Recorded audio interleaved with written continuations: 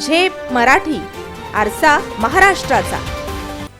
धुळे शहराला हादरवून टाकणाऱ्या पिता-पुत्र दुहेरी हत्याकांडातील आरोपींना उद्या 12 मार्च रोजी शिक्षा ठोठावली जाण्याची शक्यता आहे.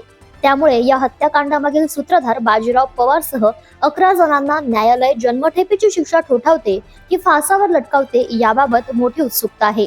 त्यांना शिक्षा सुनावण्यासाठी आज न्यायालयात हजर करण्यात आले होते. मात्र न्यायाधीश JR पुलाटे यांनी उद्या 12 मार्च हा दिवस शिक्षेसाठी निश्चित केलाय. देवपुरातील रावसाहेब पाटील आणि त्यांचा मुलगा वैभव पाटील यांची 8 जून 2018 रोजी निर्घृण हत्या करण्यात आली. या खटल्यात धुळ्याच्या माजी नगराध्यक्ष बाजीराव पवार यांच्यासह एकूण 12 जणांना न्यायालयाने दोषी ठरवले आहे. त्यापैकी 11 जणांवर खुनाचा आरोप तर एकावर आरोपींना सहकार्य करण्याचा आरोप ठेवण्यात आलाय. आज दोषींना शिक्षा सुनावली जाईल अशी शक्यता असल्याने धुळे जिल्हा न्यायालय परिसरात मोठ्या संख्येने नागरिक, समर्थक आणि पोलीस बंदोबस्त दिसून आला.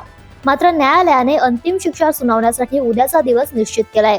दरम्यान आरोपींना पुन्हा कारागृहात हलवताना या प्रकरणातील मुख्य सूत्रधार मानले जाणारे बाजीराव पवार यांनी दुरूनच प्रसार माध्यमांकडे आपल्या भावना व्यक्त केल्या. धुळे शहरातील मोठ्या माणसावर अन्याय झाला आहे, तो अन्याय आपल्या माध्यमातून लोकांसमोर यायला हवा अशी भावना त्यांनी व्यक्त केली. अरे छोट्या माणसाला धुळे शहरातल्या एवढा मोठा अन्याय झाला ते लिहा, खोटं काय लिहा. दरम्यान या गाजलेल्या दुहेरी हत्याकांडातील शिक्षा उद्या जाहीर होणार असल्याने संपूर्ण जिल्ह्याचं लक्ष आता न्यायालयाच्या निर्णयाकडे लागून आहे.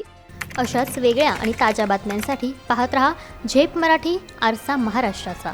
संपादक प्राध्यापक अनिल चव्हाण, धुळे.